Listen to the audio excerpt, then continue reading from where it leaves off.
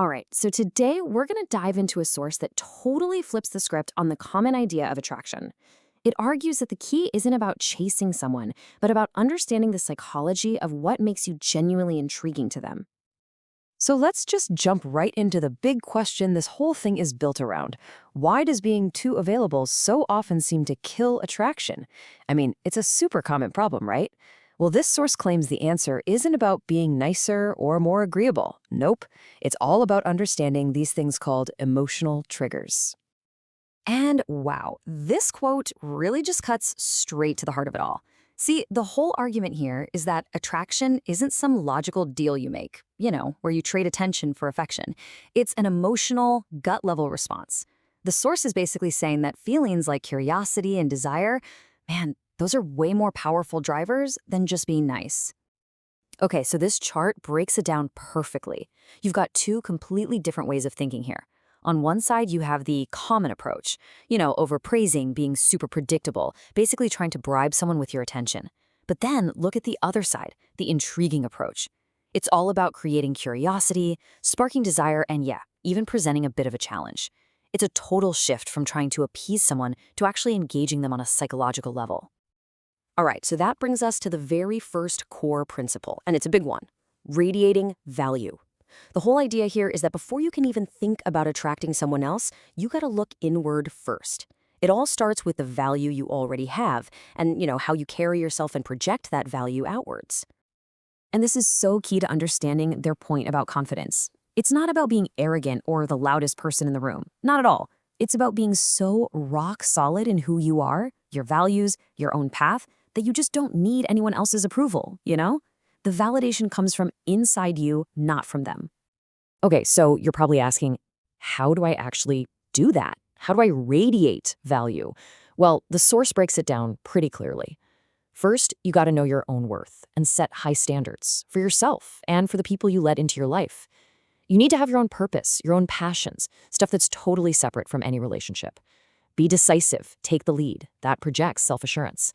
And maybe most importantly, focus on building a life that you are genuinely, truly proud to live. Because that right there, that's the ultimate source of this energy. Okay, so once that internal value is solid, we move on to the second principle: creating intrigue. This is where the source gets into how your actions, what you actually do, can create this powerful sense of mystery that, well, keeps someone thinking about you long after you've gone.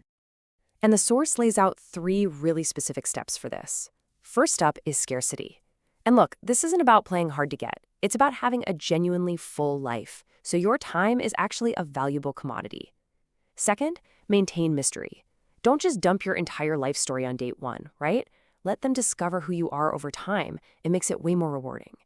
And third, be unpredictable. Break out of the boring routines, keep things fresh, exciting, and keep them guessing a little. So, what's really going on behind the scenes with all this stuff? Well, the source calls the mechanism emotional triggers.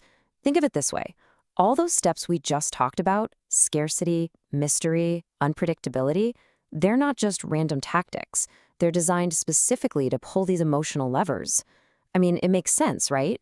When someone's time is scarce, we value it more. When there's a bit of mystery, our brain can't help but try to fill in the blanks.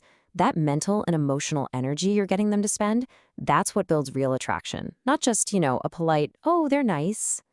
Now, I know what some of you might be thinking, and the source is really clear on this point. The goal here is absolutely not manipulation. It's about making a fundamental shift from being just another predictable person to being someone memorable. You're creating an experience that actually stands out, instead of just blending into the background with everyone else who's easy to figure out, and honestly, just as easy to forget. And all of this, it all culminates in what the source calls the most important concept of all: the prize mentality. This is where everything we've talked about, that internal work on your value and the external actions that create intrigue, it all comes together. It merges into one single, powerful, and totally authentic mindset.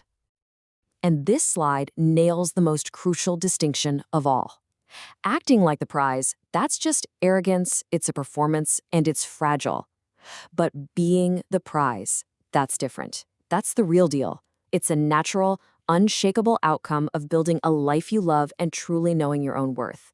One is a mask you wear, The other is just who you are. So this table really lays out that fundamental shift in their focus.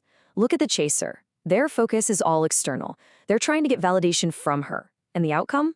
According to the source, they become a servant to her approval. But now look at the prize. The focus is internal. It's all about building your own value. And this completely reframes things. You become an achievement, someone whose attention feels like it's been earned. And because of that, it's valued so much more. And this final quote just wraps up the whole philosophy perfectly. It's really all about self-possession. The ultimate goal is to build a life that's so complete and satisfying on its own that a relationship is just a fantastic bonus that enhances it. It's not something you need to feel complete. It's the huge difference between a healthy interdependence and an unhealthy codependence. So, this really leaves us with one final big question to chew on. After we've gone through all of this, are these just clever strategies for attraction? Or is this whole thing actually a blueprint for building deep, unshakable self-respect, where attraction just becomes a natural side effect of who you are instead of the main goal? Something to think about.